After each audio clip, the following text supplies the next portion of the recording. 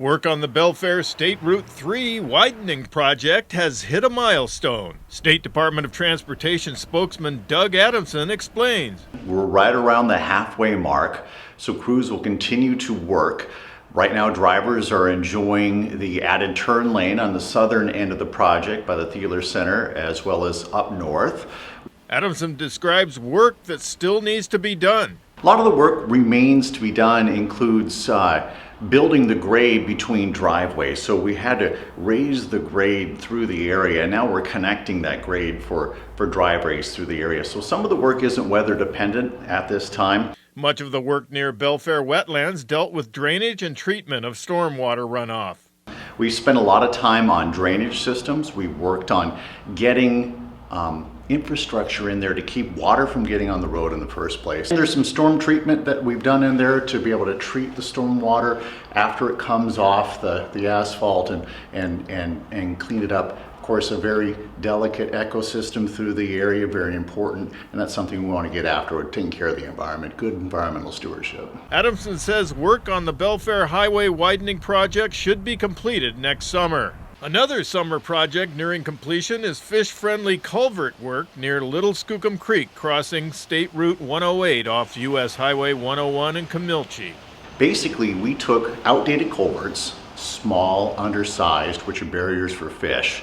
We opened up the entire road and replaced it with these very large culverts, which remove that barrier for fish. And when we remove that barrier for fish, fish are able to get forward, back and forth a lot more easily, and remove that obstacle to open up habitat later on down the road. Another Mason County project involves work on part of State Route 2 near Victor. That project, which has already been delayed by weather earlier this month, is expected to begin this week, with the road being closed until month's end. This area on State Route 302 is a real key highway for a lot of people who commute back and forth, say Gig Harbor, Tacoma, Parkland, those areas. So this area is just outside of Victor. Here's Allen over here, Belfair here, just to the north. When the weather cooperates, we are going to open up the road fully. We will close the road completely for 7 days. People familiar with this area will know that's the rough road area.